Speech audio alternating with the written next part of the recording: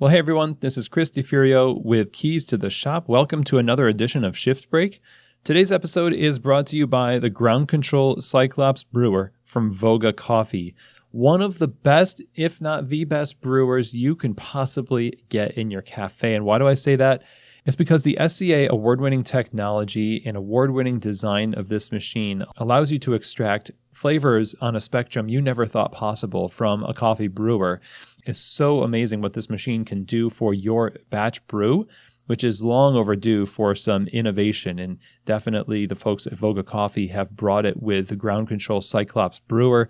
It's not only a brewer that elevates batch brew coffee, though, it also allows you to create other beverages like hot chocolate, tea. You can make batch cold brew, batch iced lattes. It's a powerhouse and all in one machine. This is a type of thing that I think if you're looking for an innovative, versatile, and dependable piece of equipment for your business, then I highly recommend you look into getting a ground control Cyclops brewer. So to find out more information about getting one of these bad boys in your shop, go find out more information at their website, vogacoffee.com. That's VOGA coffee.com. Today's episode is also brought to you by Espressly. You know, the mobile ordering aspect of coffee shops just 2 years ago was not something that any of us were really giving too much thought, and not that it didn't exist, but today it is one of the primary things that we're thinking about, and not just us, but your customers, and giving them options to interact with your brand in a meaningful way, even through an app, is something that I think is really wise.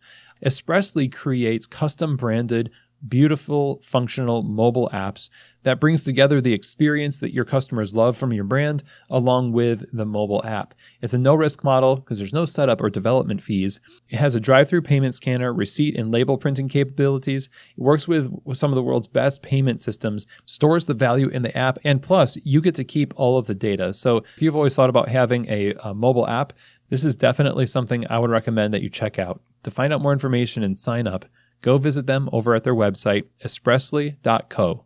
That's espressly.co. Okay, everyone. Well, today I wanted to talk to you about paving the road. And what this means is all the decisions that we make every day in the coffee shop create who we are and the opportunities that we are afforded later in life. And it's not just the opportunities that we are afforded, it's the opportunities that we can actually say yes to and know that we are going to be able to actually do it because we have built up a particular strength or skill set or capacity for the work. So let me explain this a little bit. Every day we have the opportunity to either lean into doing the right thing or not doing the right thing. So a classic example would be we walk by a mess and we see it's not something that we created. We didn't do that. But we walk by it and we say, either I'm going to take care of that because I saw it, or I'm going to just wait because it's not my mess. I don't care. And maybe you even say stuff like, they don't pay me enough to whatever.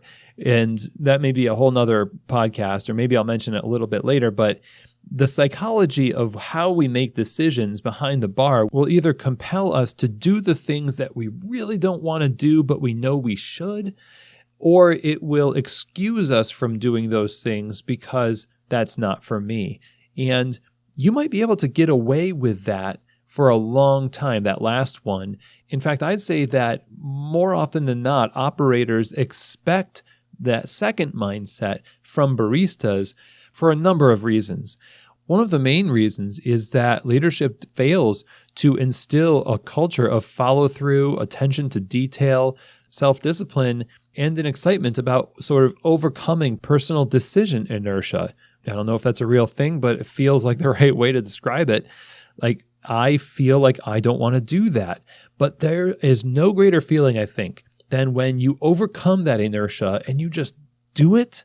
There's something that changes in you. It's like if you're working out and you try to pull the weight up one last time, and you just can't quite get it, and you force yourself to do it a lot of times that's where you get actually stronger, is by pushing yourself just a little bit more.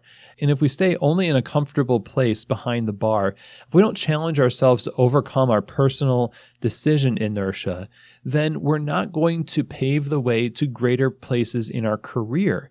We might want a leadership role later on. We might want to start our own business one day or take on a higher paid role with more responsibilities. But our ability to take that on depends on how we've been working those decision muscles in the little things. And this is not just something for baristas. Again, this is something for managers. It's something for owners too. You want to have 2 or 3 stores, but you can't manage the one that you have now, and you think that maybe having multiple stores is going to make things better. You're dead wrong. If you can't manage the people that you have now, how can you manage twice the number of people? There are a lot of little decisions that you make throughout the day that will cause you to wake up one day, look around and say, how did I get here? I don't like this. Or I like where I am, and here's how I got here. Personally speaking, I would rather be in the category of, I like where I am, here's how I got there, rather than the other way around. This kind of goes back to something I was talking about in the Sleepwalking Barista, being mindful of your day-to-day. But in particular, this has to do with those tiny moments where you have a decision to make, and that decision will pave the way for what your future will hold in this industry, whoever you are, employee, a boss, whatever. So my encouragement to you today is to think about those things that you let yourself off the hook for and put yourself back on the hook for it, and make the decision to clean that mess, to have that conversation that you've been meaning to have, to do the schedule on time every time, to just discipline yourself to make those decisions. And as you do that, you'll find that you yourself grow in capacity as a professional, and the opportunities of the future are going to be easier to take on as you grow in the present. So I hope that today's episode was helpful for you. Be sure to check out the recommended episode links for more on this topic from past episodes, and I will see you here next week on another edition of Shift Break, from keys to the shop.